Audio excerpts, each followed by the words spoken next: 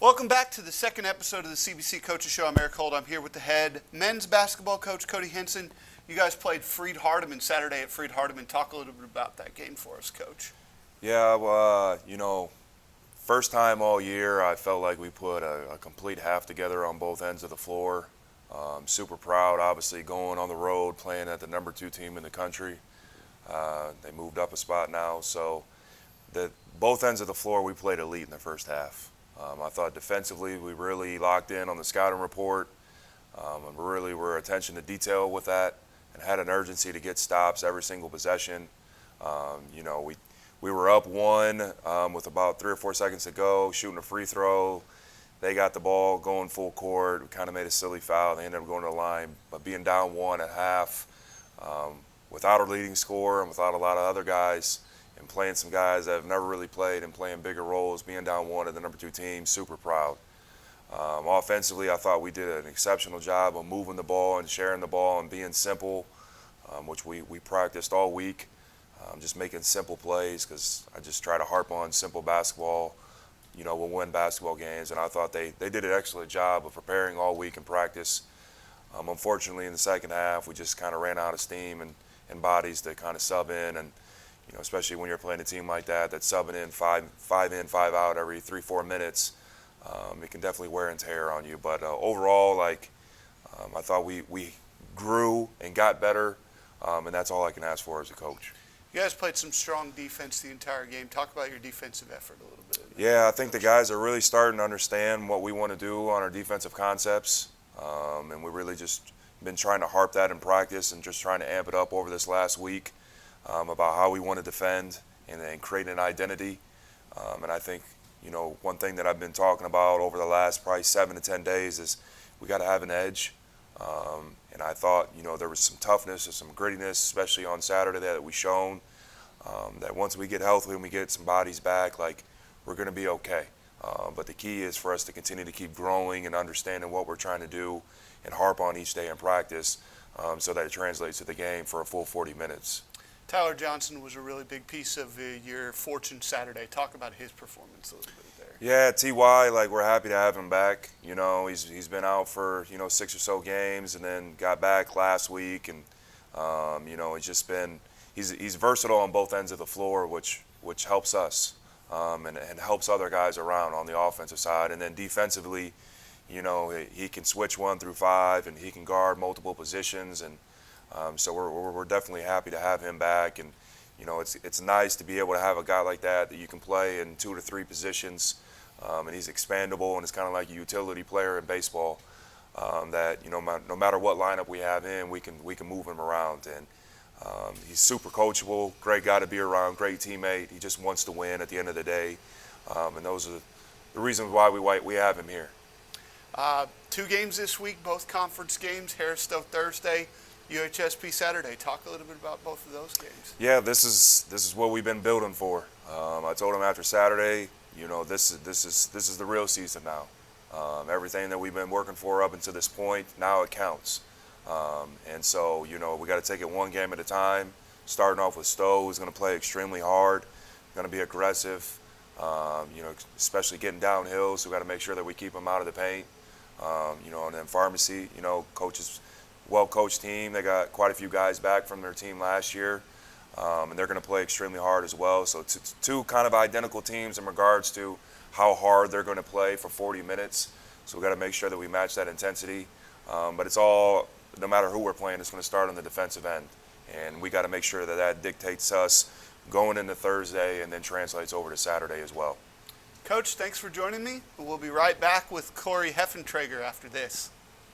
Back with more of the CBC Coaches Show. I'm Erik Holth. I'm here with the women's coach, Corey Heffentrager. You guys split last week, went 1-1, beat Ecclesia, lost to Pharmacy. Talk about both of those games for us, Coach. Ecclesia, I was really proud of the kids. They came out. They finally, for the first time, I feel like all year, played our game, our way, our style, how we want to play. They shot the ball well. Our bench was just going crazy and having a good time. We had a lot of energy, and so I was very, very proud of them for that. Saturday was kind of the opposite end of the spectrum. We just kind of lost that flow that we had Thursday. And that's not something that we were expecting. We weren't really able to ever battle out of that. Our shooting was not as great. We didn't handle the pressure as well. But Pharmacy's a good team, and we knew what they were going to do, so we just got to learn to adjust to that for Thursday's game.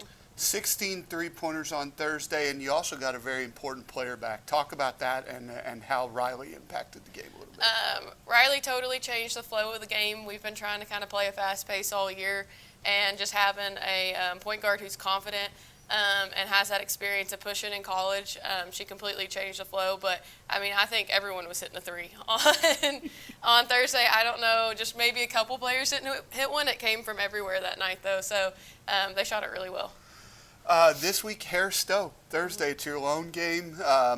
Talk about Harris Stowe and how you guys are going to get ready for them. You know, it's a tough week overall in general because it's finals week for the kids. So we're trying to figure out a way to balance getting ready for that game, but also making sure they finish with their finals.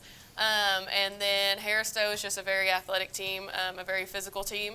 And we're going to kind of see probably a lot of the same style of pushing the basketball, crashing the board. So thankfully, you know, after Saturday's game, we figured out what we needed to work on to adjust to that. So that's kind of what we're prepping for this week and getting ready for. Coach, thanks for joining me, and we'll be back after this with Coach Prophete. Thank you. Welcome back to the CBC Coaches Show. We're here with Coach Ken Prophete. You guys hosted the Mustang Invitational this past weekend at Conway High School. Talk a little bit about that, Coach. Yeah, tournament went well. We had 7 teams there, 8 including us. You know, Life being one of the top teams in the nation, Cumberland University out of Tennessee, also a strong NAO JUCO team was there. Good competition. Great space. It was our first time hosting at the high school. That partnership over the years, growing with the high school, has been beneficial to both us and the high school. We got some strong recruits coming out of there. It's going to sign with us hopefully this coming fall. And yeah, it was just awesome to be able to compete at home for one. Host at a great facility. Just have a great partnership with the high school. Talk about Eli Nicholas and Mason Wynn, your 2-star performers from this past weekend. Yep. Mason went 1 and 2 today, this past weekend. We bumped him up in a different weight class, so this was kind of midweek decision. So he didn't perform all the way up the par that we expected, but we expected a lot more next week. When it comes to who else you asked about? Eli. I'm sorry. Eli heavyweight. He finished 4th. And heavyweight was not an easy weight class. It was, I mean, he was going against some tough guys, but you know, little mistakes here and there. I think he probably could do it a little better, but I mean, he was our first wrestler to place in the tournament this season. So overall, you know, can't be too shabby about his performance. You mentioned it just a minute ago, the 918 Open this weekend over in Bixby, Oklahoma. Talk about that one, Coach. We're excited about it. Actually going to be in Broken Arrow. They changed the location. It's going to be the Broken Arrow Arena, but hosted by Oklahoma Wesleyan. We're excited about it. I mean, it's a tournament we've been going to for the past couple of years. You know, it's a good way to kind of close off the semester. It'll be our last competition before we go into Christmas break, and be good guys to see. Good competition, and hopefully the guys, well, I know the guys will be more prepared for it. You know, we're just kind of narrow. It's finals week, so we got to kind of narrow their mind down, kind of get them excited to finish off the semester. And once they finish off, hey, go enjoy your week and a half off, and let's get back and finish off second semester. Coach, thank you, and thank you for tuning into the Coaches Show this week. We'll be back next Monday with our final episode of 2025, and then we'll be back in 2026. Thank you.